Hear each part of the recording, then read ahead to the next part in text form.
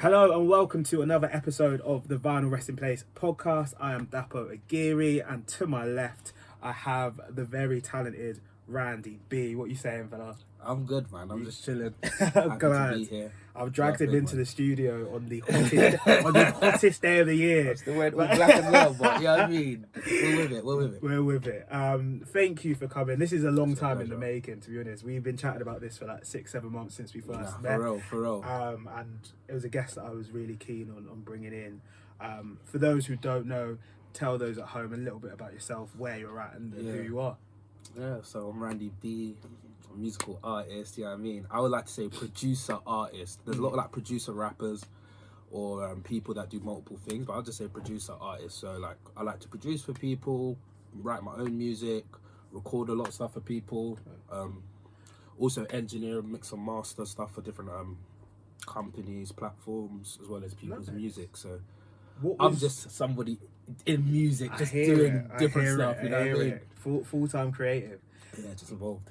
So I have 2 questions off the back of that. Yeah. What was your sort of entry into things and into like getting into music in the many ways that you do? Yeah. And then I'll jump to the next question afterwards. But like, what was your start?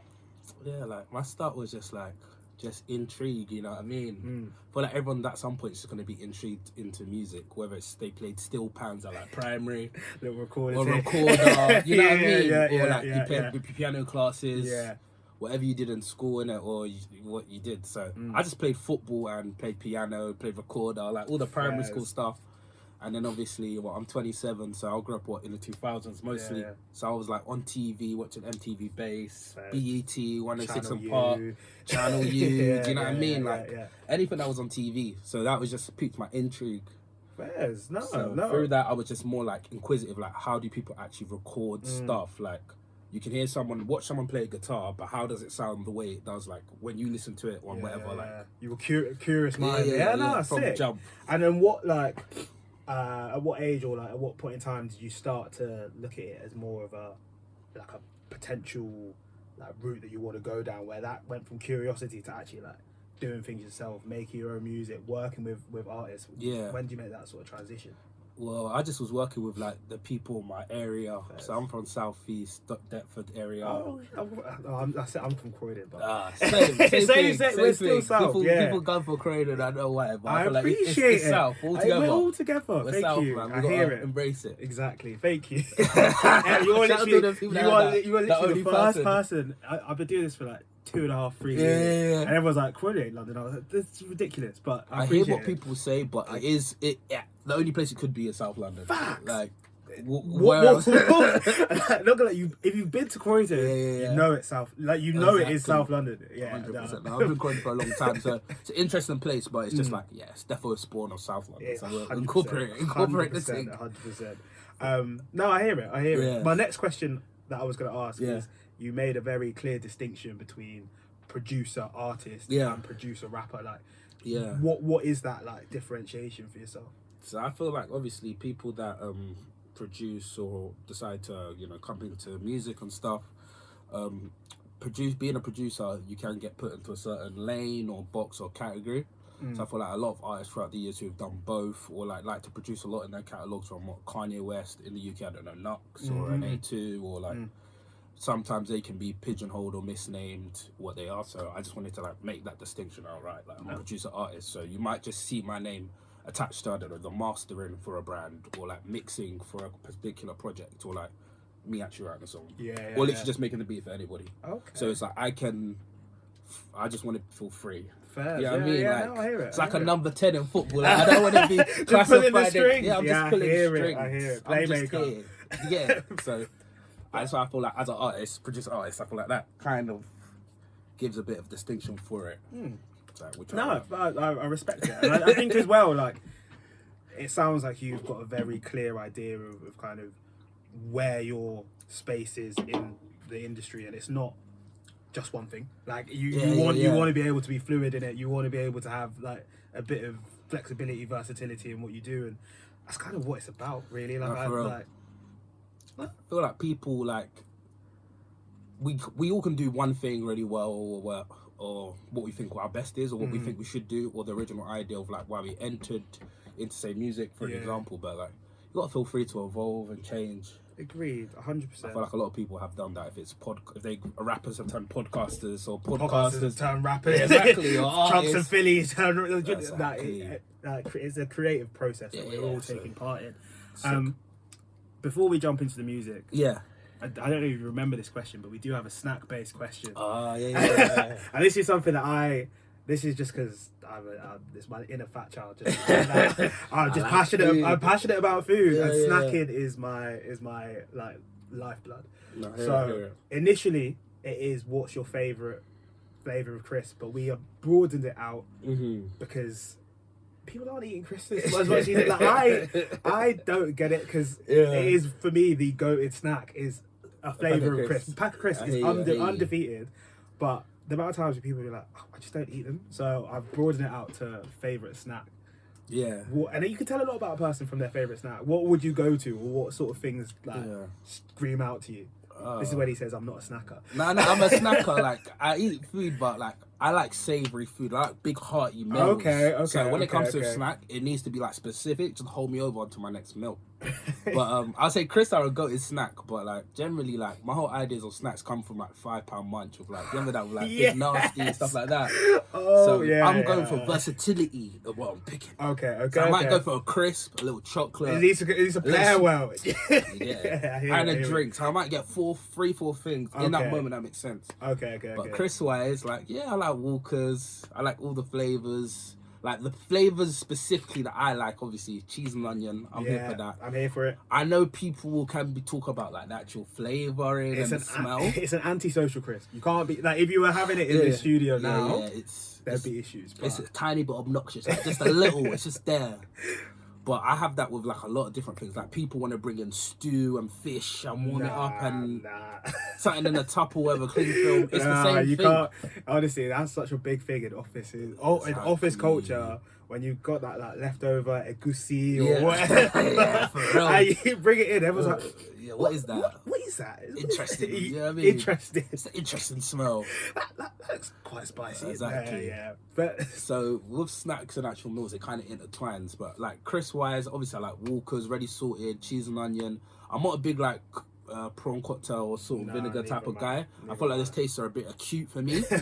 I'm growing up like this might sound a bit silly, but I never ate pink crisps. I never ate prawn cocktails or like skips or anything a bit too.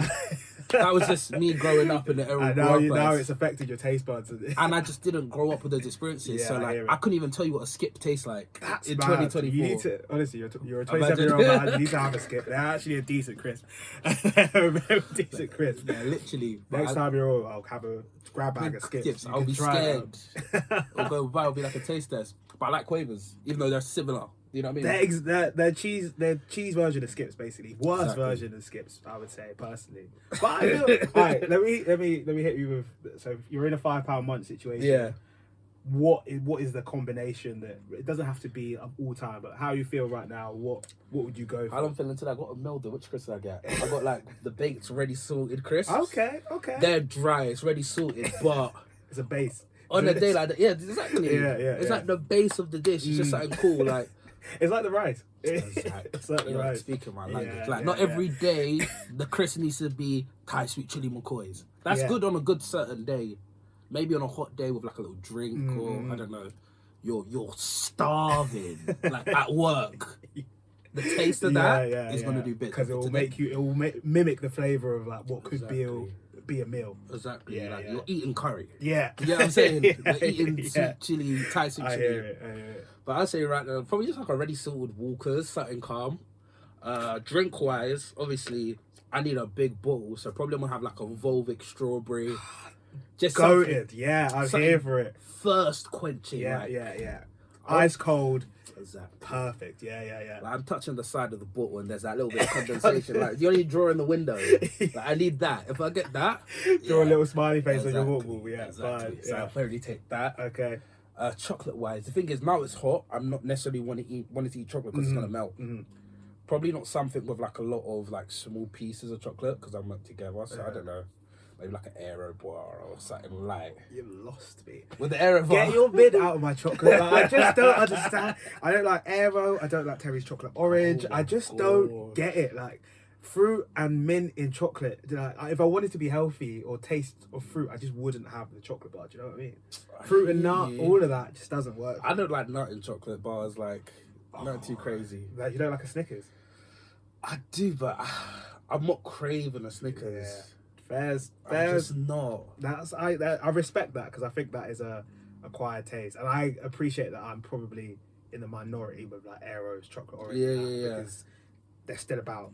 But it's a strong combination. The thing is, they're a bit plain. There will be people saying you did just get water and ready sort of crisp. Yes, exactly. But I actually think. But as I said, the snack for me in those moments are hold me over in between my actual meal. Do you get it? Yeah. Like if I'm just snacking, I'm chilling, the list is different. Fairs. Okay. I'm just saying for right now. Yeah. Yeah. No, that's all good. I think that's we've given a good overview of what you like. We are here to talk about your Vinyl Rest in Place album. Yeah. You did bring a mixtape in. Yeah. You did bring a mixtape in. Yeah. But it's such a good mixtape that I couldn't not allow it. So could you tell the people at home what your Vinyl Rest in Place album is, please, Randy? Yeah, so the album / mixtape that I brought was J. Cole, Friday Night Lights. When it was released, 2010 or something like that? 2010, yeah, November 2010. Back in the day. But yeah, I just felt like obviously it's on Vinyl Rest in Place, but projects of music, the forms that they've come in from cassette to actual vinyl, CDs, mixtapes on that Pierce Spinrilla, wherever, and actual streamed albums. And I was like, I guess we're gonna go through the whole spectrum at some point. So I'll be the first to get to a mixtape. Exactly. And it's allowed, and I feel like I've become lenient in my old age. when I started, I was like, has to be an album. Whatever music moves you, I think is the important thing.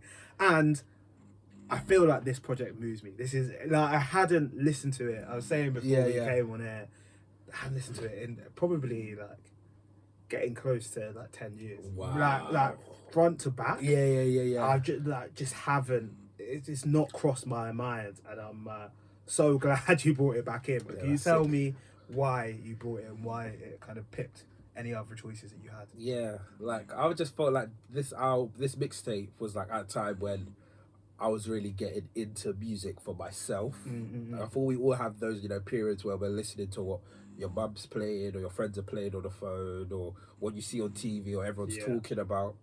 But then it comes to a point where, like, as I said, music for me came from curiosity, where I literally like saw an artist that no one really was speaking that much about at the time, especially in the UK. I guess people knew who J. Cole was by that time. But 2010 is a long time ago. That's what I'm saying. That's really the span of a lot of his career that this is before. So it's before any of his actual studio recording albums. So it was just like, oh, this guy's actually cold from what I've heard of other people and what artists I do like at the time.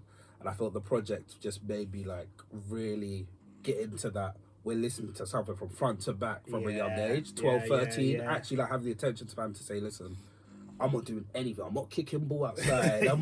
I'm not trying to chat to someone on MSN Facebook or MSN or whatever it was back in the day. What was it? BBM, Bebo. I don't know anyone else is on, innit? But I'm literally sitting down, headphones in, like locked in. And I just thought this album encapsulated that period and really motivated me throughout my, like, obviously adolescence to become the type of music fan that I am today. So that's why I it resembled that. Sick. That is a Vinyl Rest in Place answer, because I think where we try and think our niche is like, this is the best album of all time. But like, it's something that actually made an impact on you as a listener or you as a person or your family life, whatever it may be, and sticks with you 15 years down the line. So I respect it, I rate it, and it just so happens that it's pretty good in my opinion as well. It's pretty cool. Cool music. I do have some takes, so so I feel like we should dive into the album a little bit. Let's talk a little bit about tracks and whether we think it's good or not and how it sits with us. Obviously, as the guest and the person who brought it on, Yeah. you've sat with it more. You've got some more nuanced and actually like intelligent takes to make on the project. Like, what?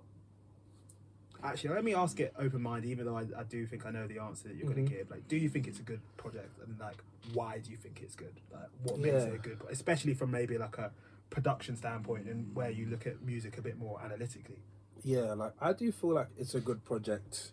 For me personally, obviously, I listen to it a lot, as I said, at fundamental periods, and I listen to it intently, like at least for like 1 or 2 years. Like, it was one of the only projects I had downloaded on my phone on the way to school. So I had no other option. Yeah, this is me. Yeah. So from that perspective, I would say it's good. And the reasons I can actually now, looking back to 2010 with like the knowledge I've acquired now, I'll say it's like really cool.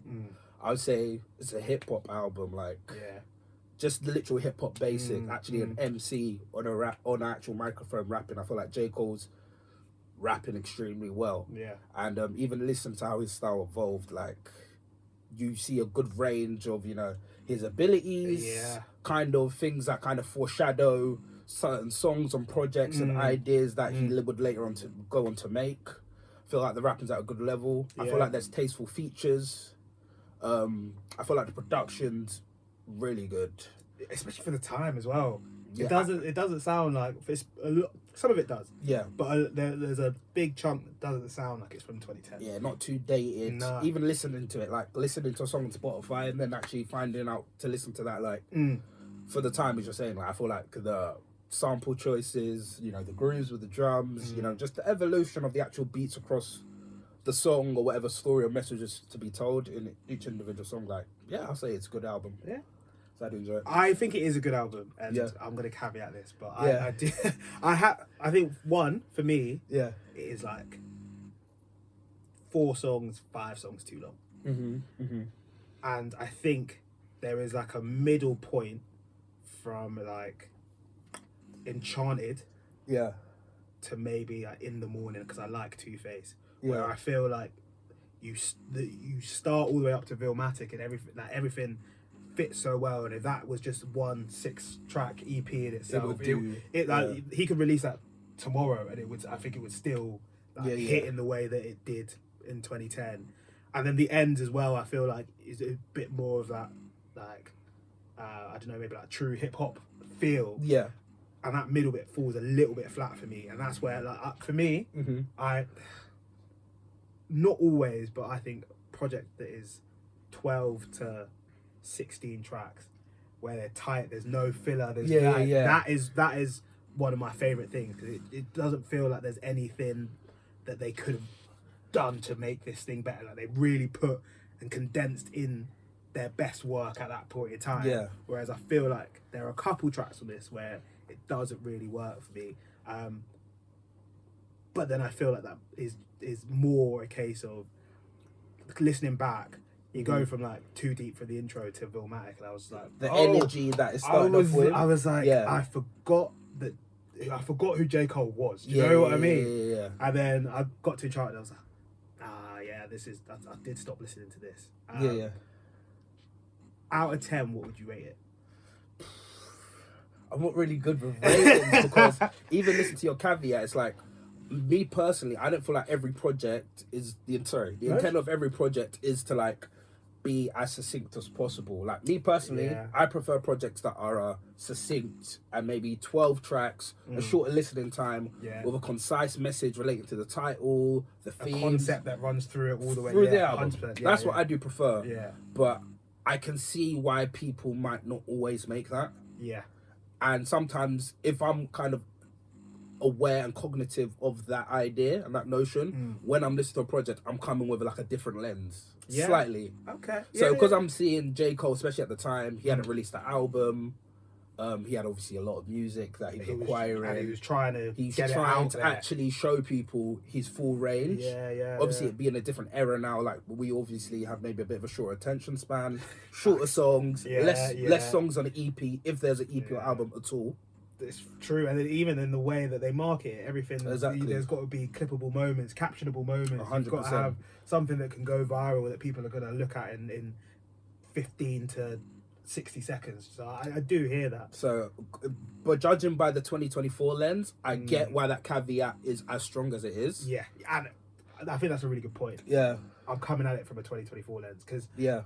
I probably only remembered Yeah. like from like, oh yeah, I remember exactly how this song goes, Billmatic, and maybe Two-Face. That's it. Like, in terms of like core in my memory, the rest was almost like a rediscovery. Yeah, because I just didn't have that recollection, and I do look at things, especially like literally the last episode that came out of the podcast. Yeah. I was saying that Might Delete Later is one of my favorite projects that came out this year. Yeah. So I'm looking, like, almost comparing it to a mixtape that he made in 2024. 2024. Yeah. So it's a bit of a, it's a harsh. It's always a hard one to rate it. That's what I'm trying to say. I hear it. God, the actual context is so, it's so strong at times. But I would say, just generally speaking, just based on songs and just listening experience, if you're trying to be willing, I'd say like an 8.5. Okay. 8.5, 8 out of 10. Bears. No,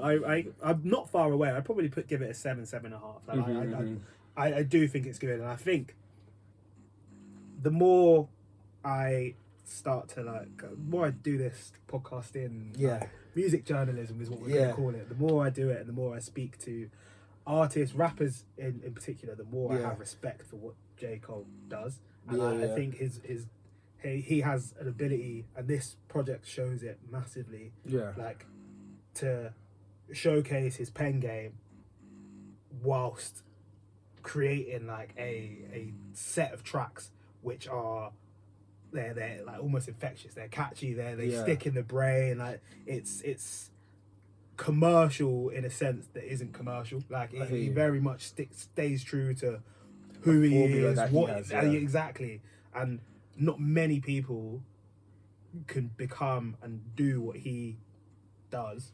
Yeah. Without sacrificing some of that to an extent. Like you can't get to being one of the biggest in the world without having like some sort of saturation from the popular market. Yeah. Whereas this is a 2010 project, and it sounds not too dissimilar. It's a foreshadowing to 2015, 2024. No, for real. I feel like it's just the rapping on songs, particularly like as you said, that first stretch. Yeah. So like Too Deep for an Intro. Yeah. It's crazy. It's just very similar to a lot of different songs J. Cole's obviously would make in the future. I feel like the rapping's extremely just potent.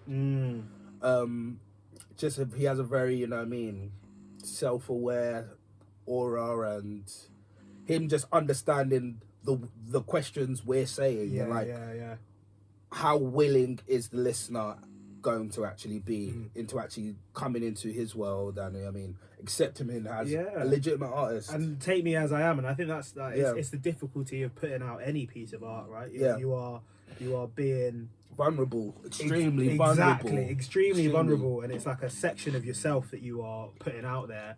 And like, not only that, your job is to make people appreciate that and come back for more. Like, someone can take it in and be like, okay, that's you, but that's not for me. But then you have to like entice them, and once you've put it out there, there's no coming back. Like it is what it is, and it takes it whatever form and shape that the audience want to go with it.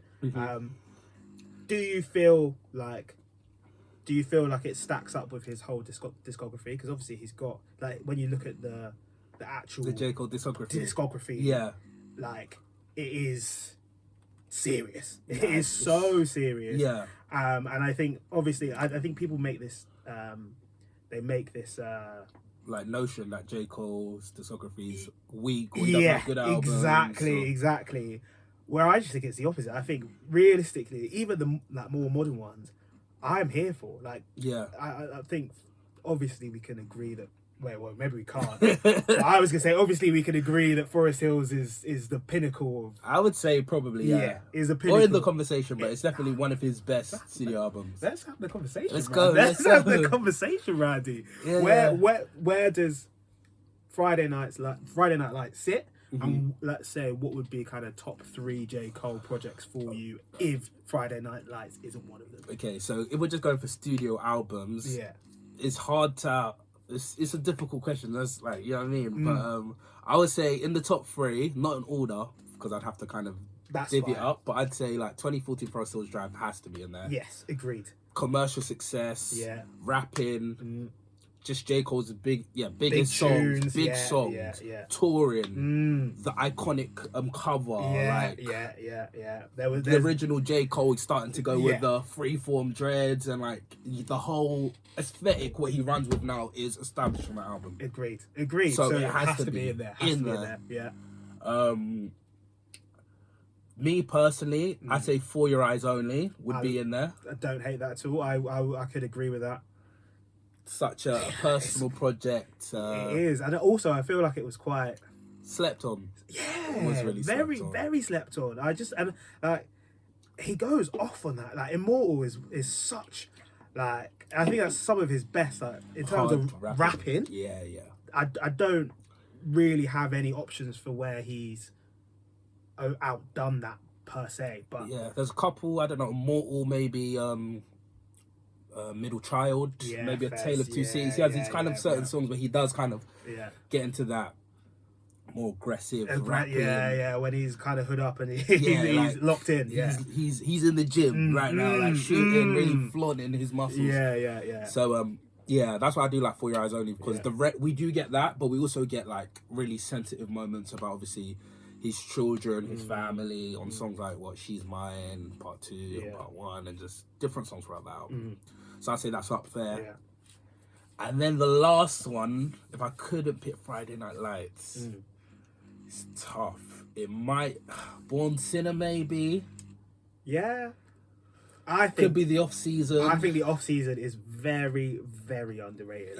The off season is it's like a Friday Night Lights, like all the way through in that succinct kind of way. I think it's a very, very clean album. I think the features worked really, really well on it. I think the way in which the actual album flows like musically from start to finish is actually a really interesting project to listen to all the way back to front. And I think sometimes in hip hop especially, albums aren't built for that. They're built as a body of work, but you can pick and choose what you like. Whereas what song it is. I feel like the off season has something that one a bit of a message, and two like a sonic like theme that runs throughout the whole album. Exactly. But then it just didn't really take off in the way that really any of the other ones did. KOD. I like KOD a lot. I mean, I don't dislike any of them. KOD really, at this point in time in my life, I only still listen to Kevin's Heart. That's a great song though. Or ATM. Actually, I listen to that as well. That's both great. Both rapping as well.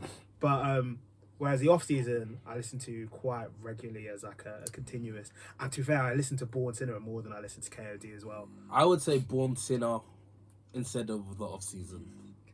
We can agree to disagree. But in that kind of era for 2045 Drive, maybe the top of that. I hear it. And then if you were including the mixtapes, would Friday Night Lights take any one of those out? I would take Friday Night Lights over Born Sinner then. Okay, fairs. Fairs. I think I would take Might Delete Later over the off season. I think Might Delete Later it's a great project. It is, but I feel like in the light of obviously the Drake Kendrick beef and then the 7-minute drill song, the album just has a bit of a bad taste, or like a kind of grey cloud around it. Do you think? So I said this in a recent episode. Yeah. I think I would have much rather he just kept it in, and if we're going to war, and just do it. I think the putting it out, then coming out on stage and repealing all the things that you said, like, just made it all seem a little bit like wishy-washy and a little bit staged. If I'm being open and honest, I feel like they all. When I mean they all, Kendrick, Drake, and J. Cole, were all seeing how they can be, you know what I mean, taken off their spot, or weaknesses about them, or different information about them, and different plays from the diss records, the videos, what Drake was doing to Kendrick, J. Cole, you know, not releasing and re-releasing the song and being at Dreamville Fest, apologizing, like we're all seeing chinks in their armor at the same time. Yes, yeah, that's a good way to describe So it. I'm not gonna take any points off it for J. Cole. Too tough. Yeah, first. I feel like it was a positive. He showed intent to respond so quickly, and he kind of activated the whole beef. It was a catalyst. He was the catalyst. He was the catalyst, but then 100%. I think as well is like you're already winning. Like you're there because that really Kendrick had it was like 4 bars, and then everyone was like, "Oh, you just dropped a 3.5 minute track. You started this. and you were shelling, man, for absolutely no reason." Exactly. And then you pulled away. I just feel like he keeps that in, and he's a part of what then became the Kendrick and Drake beef. I mean, the project would then get the light that it deserves. No, definitely. It's such a big. He brought Cameron back. Yeah. He's got Central C on it. Like, it's a big Daylight. Absol. Like, it's a big project, but it just kind of got washed away in the rap beef. But I think going forward, I feel like J. Cole's image or his reputation coming off the beef is slightly more protected because he wasn't involved in this is too much people, are starting to say, is Drake gonna, be able to recover? Yeah. Even Kendrick Lamar's in an interesting position now because he needs to be numero uno and actually deliver, be outside, social media, pictures. He's gonna have to actually fill in that number 1 spot. He doesn't have the luxury of making an album and then going away for a little bit. Or you've got to be the guy now. You've got to be quote unquote what Drake has been. You shot for the king, so you can't miss. Now you've got to sit on the throne. Exactly. So that's going to be interesting. Not to say Kendrick can't do it. No, of course he clearly done it and he's done it. Yeah, he's got the capacity to But to actually watch Kendrick Lamar for the next 4 or 5 years do that, it's going to be interesting as well. If he actually chooses to do it. The thing is, I don't see. I can see him doing it. Yeah. But he just won't do it for as long as how Drake. I think it is admirable the consistency in which Drake churns things out. Like whatever you think of, like the quality of each individual album, each individual project, he's consistently there. And he's consistently 100%. There, and he's consistently getting people to buy into the projects that he's making. Kendrick takes things at such a artistic level that sometimes your projects are, even for fans, difficult to listen to. Like it's not something where everybody's gonna flock to it immediately. There needs to be people have to really absorb it, take it in. It's not as palatable. Like you have to buy in. Like I'm going to sit down and listen to Pimp a Butterfly. Exactly. Or I have to sit down and listen to Mr. Morale on the Big Steppers. You have to really commit. Yeah, that is it. And I don't know if people want commitment as their number 1. Do you know what I mean? Yeah. Like not for too long, because after a while, who knows? He might come out with something completely. Yeah, he needs to give me 10, not like us. Yeah, actually just make bangers. Facts. Let's see if he can do that. That'd be interesting. If he did that, then curtains. We can put it to bed. Happy days. Let's go back to Friday Night Lights. Yeah. We've kind of talked about favourite projects with J. Cole. What's your favourite tune on this project? My favourite song? It's a tough one. I feel like it's either in that first stretch or the last stretch. Yeah, so agreed. If I'm being critical, it might be SeaWorld. Okay. Because I feel like that is a really, great example of J. Cole storytelling. Yeah. Not just through his lyrics, but through the production and the skits, and he's actually able to paint an image of of a really tragic incident involving a young girl. Yeah. And I feel like it's another example of J. Cole able to storytell to a really high level. If you really listen to the song, the image is painted. Yeah. And I don't think many rappers, regardless of their actual ability and rhyme schemes and double, triple entendres and flows and voice and cadence, actually are sometimes able to convey through their rapping such a amazing, vivid picture. Yeah. No, I feel like out of the songs on there, it's extremely powerful because I don't think a lot of the other songs have done it to the standard. No, and I think one thing that strikes me about SeaWorld is you can't think of many. Off the top of my head, I can't think of any songs that depict something so heartbreaking, something that is a very like unfortunate situation, something that you can't make light of. Yeah. But then it still make a song listenable. Like, Exactly. I think when people make tracks that are really like visceral and really deep in content, it can detract from, regardless of how well the song is made, it can detract from how much a person wants to actually listen to it. Exactly. Whereas I feel like for SeaWorld, it's still a very like still listenable. To an extent. Considering what he's saying. If you're not paying attention, you might just be like, "Oh, it's a sad song." Exactly. You know what I mean? Exactly. Like, oh, J. Cole's like he's being emotional, but like, exactly. No, this is talking about a really serious event. Is it based off a true story? I don't know if that story's true, but based on the clips that they had, I don't think they had AI back then, so I'm guessing it's real. Really, that's so crazy. Yeah. Interesting. Mine, I'm going for the intro. The Too Deep for the intro. Yeah. That's is a beautiful piece of music, man. Yeah, like, definitely. it's one of those ones. I think it kind of, for me, again looking back at things with a 2024 lens, I can see so much of the parts of J. Cole that I like now in this song. And you're like, oh, wow, you made this like 2010. I was 14, 15 when this came out. Like it's insane. And I think as well, on the podcast we are always big advocates of a strong finish and strong end. Like you want to get people sitting up and taking notice of your intro. You want to leave people wanting more with your outro, and if you do those two things right, hopefully you get from A to Z with a good like body of work. But it's kind of like a film. Like if a film is too slow to start, people lose interest. I always say, sorry to cut you, but I watch something, I'm like, a film, give it 10, 15 minutes. If something hasn't happened, I will switch it off after a certain point. Like, I'm very lenient, so I feel like certain films or franchises, they like at the beginning, they're coming in strong. Yeah, and you've got to, because like you want to hold people's attention, especially now in a day of people have other options. Like there are so many things that are grabbing your attention. If you want me to sit here and listen to your 20 track album, or watch your 2 hour long film or 3 hour long film, you have to draw me in. And then equally, the outro or the ending is the last thing that people will remember. If people are listening to the project as it was intended, back to front, if you leave them with a bad taste in their mouth or something like that, they're just like, then they're not going to come back to it. And as far as intros go, this is very high up for me. I think the actual like interlude Friday Night Lights bit into Too Deep for the intro works really well. It's all very well produced and well thought out. So that is the lead for me. That would be probably the second one. That and SeaWorld. Yeah. No. I honestly, I do think it was a very good choice, and I was glad.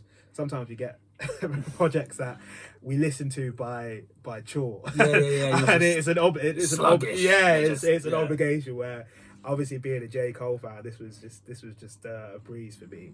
This was. I was at work today, and people were like tapping me on the shoulder, being like, "You were the cool." I was just listening. I was like, "Oh, right, no, actually, how can I help you?" I'll be the zone. Facts.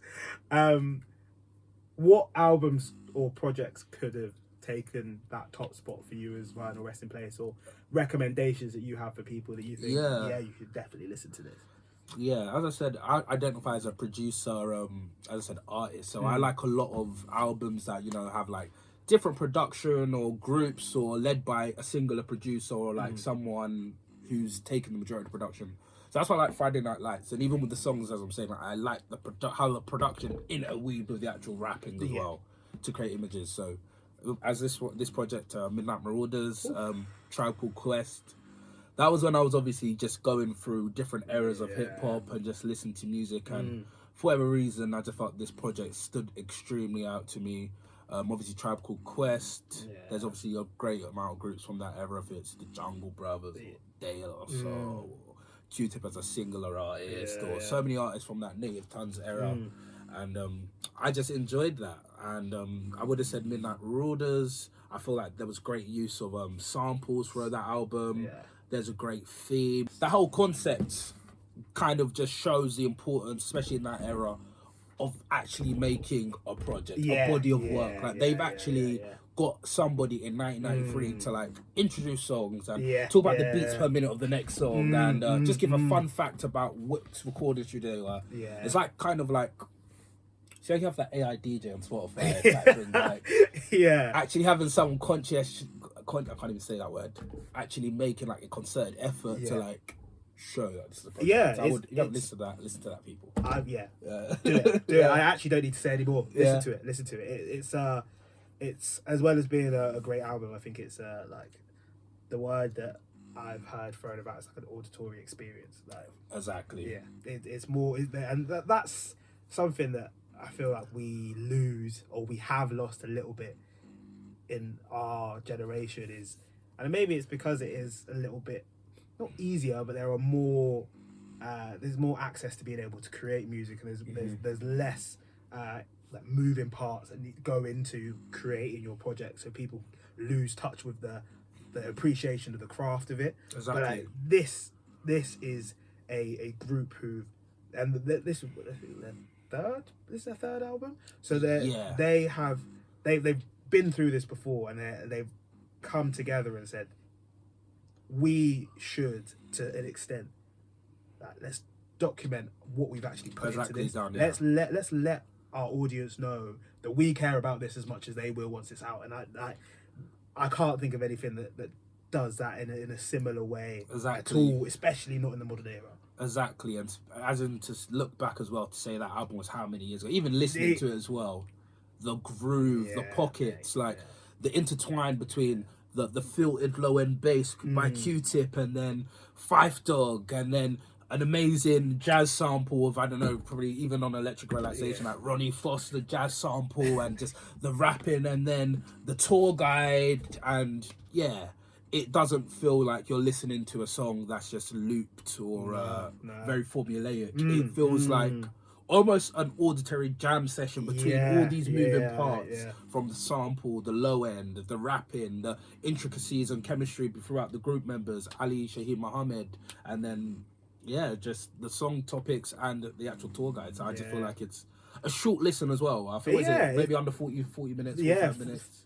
40, 45, 50. What's that? 50 minutes. Yeah, it's relatively quick. It's very relative, and it doesn't feel like it as well. I think Electric Relaxation is also another sign that it is like one of these core timeless albums, because that individual song, like, you could play that pretty much anywhere, and it's so recognizable, so well received. Like, it is an instant like crowd pleaser. It's a classic. It's a classic hip hop, and like it's 1993. I was on board. I was not here. I was not spoiled. Do you understand? Where you put it, like it's so crazy to think like they were like my age now, if not younger, and they put this together like in makeshift studios, and like they put nowhere near the quality of recording equipment that we've got today. Then in 2024, here we are sat in this pirate studio, still gassing about this album. Like, it's the longevity, the power of it is class. So I would say that would be another project that I would say looking into it. Obviously, I'm born in 1997. This album's from 93. J. Cole's 2010 is from a teenage period. So something more modern that I'd probably say was a great album that I was thinking about was Future Hendrix. Ooh. So that kind of okay. I think Future released 2 albums. I want to say, is it called Future? One was called Future and one's called Hendrix. Yeah. In 2 weeks, in I want to say 2017. So I believe the second album of that Hendrix. I want to say the album's called Future. That would have been another project in I'd say the last 10 years that I really like delved or really liked as well. Yeah, no, fairs. Do you know what? Mm-hmm. Future is one artist that I've never like resonated with. Yeah. So I would actually, it would be interesting to hear like why and what about it kind of drew you in. Yeah, like, to be honest, I feel like everybody has an image of Future through social media. Obviously, he's the alpha male. Like, he is the quintessential Atlanta rapper with strippers, money, makes the music that is the quintessential like trap music, and he has the baby mamas and every girl Instagram model, Future's around somewhere. His back catalogue is that's what it is. And he makes the music that goes straight into the clubs with the bass and Metro Boomin and Young Thug and track like his Future. So I feel like this album kind of shows Future's like range in the most concise way. There's different tracks throughout his discography, if it's a love song with Rihanna or songs he's had with Sierra or different features he gets onto, different rap tracks he makes, even if it's What a Time to Be Alive with Drake or anything with Drake. Exactly, even that is more of a dancey, Afro, more soulful type of song. But this album, like, I feel like his singing is extremely good. The songwriting of some of the songs really stand out to me. Even his voice and his just delivery, he has for me like a really just a great voice, like similar to artists like, I don't know, T-Pain or Travis Scott, where like they're using auto-tune for such a distinct voice. I would say Future does that also. I don't think people give him that credit. Like he doesn't really need auto-tune, but he chooses to use it in certain elements to like further whatever messages he's saying. Accentuate the song. Like it's an intentional choice that he's making. So I would say if you haven't listened to that, I mean, I will be going to listen. That's me on my way home. I will go listen to it. I love a recommendation. I've been looking for something new to listen to. So this is the next one on the list. Yeah, that's sick. That's a good listen. I will come back to you with notes. If I don't like it, you will be hearing about highlighters, sections, a little. So in like 3 minutes 15 into this. I've really enjoyed this episode. I really appreciate you coming on, and we'll definitely. I was done already. I was getting into it. Not yet. I'm just, but I want to round off because we've done quite a deep dive into like quite musical elements, and we've broadened and just gone off at tangents as we should have done. But what would be this used to be called Guilty Pleasures, right? Okay. But we don't like that anymore because listen to what you listen to. Do you know what I mean? Yeah, be proud of that. Exactly. Do you know? So we've kind of changed it, and it's more now. What would be like an unexpected listen for you if you were to bring out a tune and all the people around you be like, I didn't know you listened to that artist, or I didn't know you listened to that album. What would that album or artist or song be? I think that's a tough question because I would say my music taste isn't, I'd say, as wide or versatile. Like I have a deep interest in a few genres. Okay. Which I said are either like hip hop, drill, stuff like this. So I don't think anything I would listen to would kind of shock anyone. That much. Okay. If not, it'd be something more poppy or something more like alternate rock type vibe. Like something something chill, like I don't know, a Tame Impala vibe, or like I don't know. There's gonna be a new Tame Impala album. I know. Man. We're ready for it. I'm gassed. Gassed. Yeah. But he's on my like big list of people that I need to see live. Like I spend an obscene amount of money on live music, and Tame Impala is high on that list because I feel like between the next project and so he'll tour the next project, that will be coming to the end of where you'll start to hear him play the tunes that got me into him. Exactly. So like the window is closing. But for you you will not see this. You will not see this again. Yeah. Like and he's been on a run of just gold. Yeah, I mean, I would say if you had asked me today to pick an artist, I don't think I would have picked Tame Impala. I think that's a good shout. Who else? I don't know. Still Woozy or like. Bro, see, Still Woozy. Well, you're seeing them, man. In where was it? In November?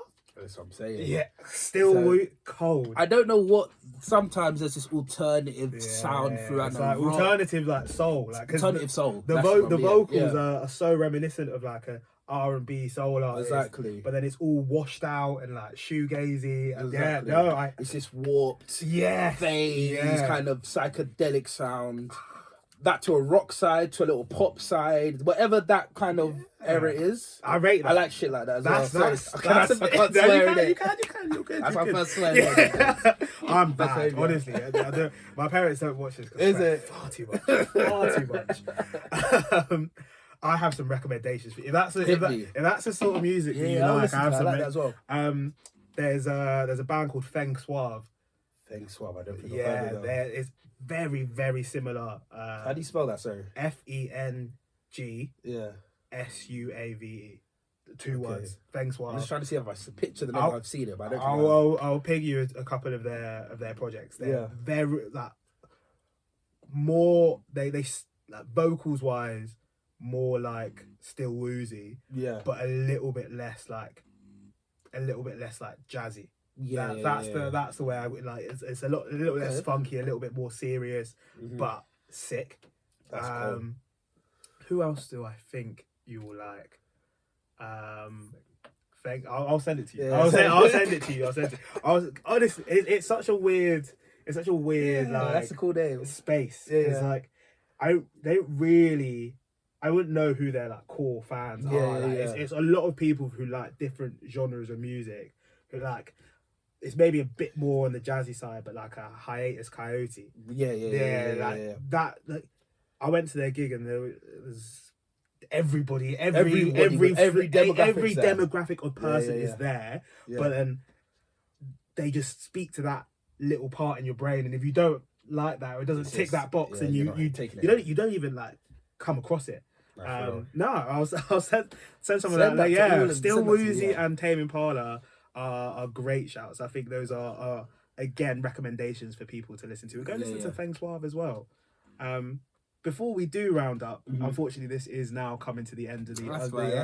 But we'll come back again. Round two. The next time it will be a debate. We get people in, so you can talk about your music, and then we'll pick a topic. We'll run through like that. We could make a full episode of that best J. Cole album and actually break it down from a countdown 1 to 9. At least start mind mapping. Possibilities are endless. I know this has been all friendly. When I get on those debate episodes, it's not that. Just clarify.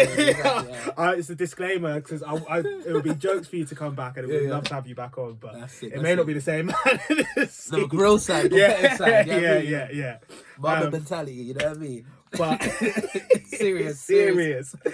But it would be good to hear, and I'm sure people at home will want to know, what are you looking forward to? What do you have in the works? Let the people know. Yeah, so I just in the works, as I said, I'm doing a lot of different things. So I'm always working.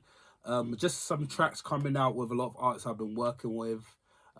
Dre Ishmael, who's on this podcast, so we've been recording some tracks. We've only loved each other for some years as well, so just hopefully those tracks come into fruition over the next couple of weeks. Class. Yeah, so I'll produce some tracks for him. Talented guy. Shout out Dre. Shout out to Dre Ishmael. Yeah. From another rapper from South London, LA Noir. Okay. He's an up-and-coming artist. I've been producing with him. C. Kane as well. Talented grime artist I've been working with for the last year or two. So just a lot of singles and production-based stuff. I've been working with people, going through tracks. So just they're going to be released, and obviously that's one part. And then for my own actual music, it's just more beat tapes. I feel like I'm due to just give like the crazy 30, 40 beats, interludes, all different songs that I just have through the archives. Love that. As well, just my own music. So I've just been working on writing and just, probably getting like another music video out there. But just like different stuff that are just coming out the next couple of weeks. So unreal. Be on the lookout for that. Especially the beat tape. Be on the lookout. All the details will be in the bio, and we'll be tagging Randy in pretty much everything because I'm big in my content bag. Yeah. I'm big in my content bag, so there'll be a lot to see, and this won't be the last you see of Randy on the podcast either. So get used to it. Thank you so much for coming on, bro. I really appreciate it. It's been sick. I'm glad. Because sometimes you bring people in. For me, I just like chatting to people about music. Like it's very like cathartic. Like I couldn't even tell you what we spoke about today. Yeah, like I really, hear you. really, truly, that time just flies. But Yeah, you yeah, kind of yeah. get lost in a tangent, and I hope people like to listen to it too. So thank you for listening at home, and we will catch you next week via the resting place. Peace. Peace.